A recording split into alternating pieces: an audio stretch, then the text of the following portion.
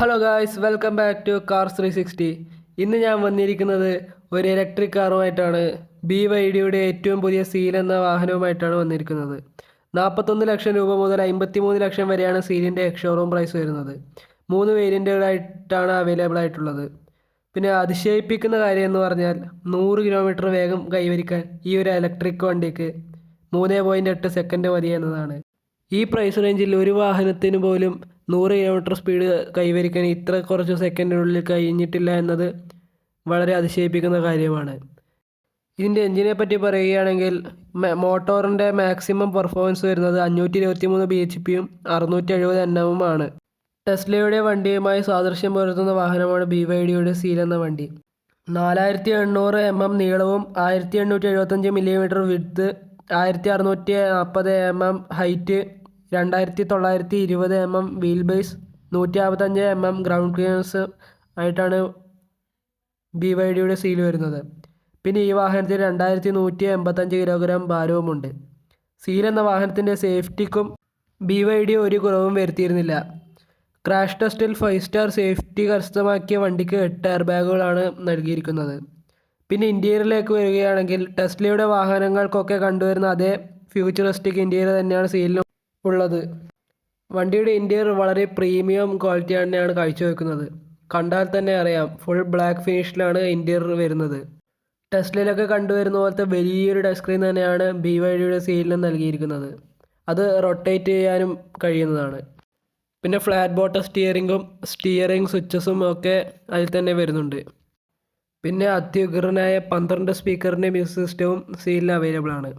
പിന്നെ വളരെ വലിയ പാനോറമിക് സൺറൂഫും ഇതിൽ അവൈലബിൾ ആണ്.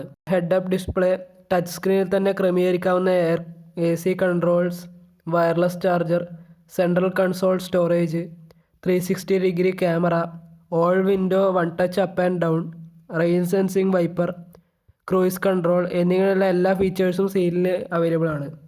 പിൻഭാഗത്തും അതേപോലുള്ള ലക്ഷറി ഫീൽ തന്നെയാണ് കിട്ടുന്നത്. 3 അഡ്ജസ്റ്റബിൾ ഹെഡ് റെസ്റ്റും ഒരു ഹാൻഡ് റെസ്റ്റ് വിത്ത് കപ്പ് ഹോൾഡറും റിയർ AC വെൻ്റ് എന്നിങ്ങനെയുള്ള എല്ലാ ഫീച്ചേഴ്സും സീലിലും അവൈലബിൾ ആണ്. പിന്നെ 400 ലിറ്ററിൻ്റെ വലിയൊരു ബൂട്ട് സ്പേസും സീലിൽ വരുന്നുണ്ട്.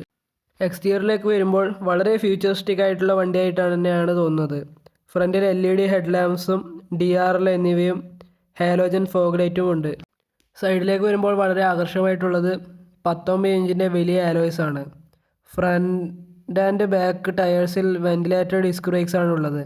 റൈറ്റ് സൈഡിലാണ് ചാർജിങ് സോക്കറ്റ് വരുന്നത്. പിന്നെ ഇതിന് വളരെ ലക്ഷറി വണ്ടികൾക്കെല്ലാം കണ്ടുവരുന്ന അതേ ഡോർ ഹാൻഡിൽസ് തന്നെയാണ് സീലിലും BYD കൊടുത്തിട്ടുള്ളത്. ബാക്കിലേക്ക് വരുമ്പോൾ വളരെ ആകർഷകമായി തോന്നിയിട്ടുള്ളത് വളരെ നീളമുള്ള LED ടൈൽ ലൈറ്റാണ്.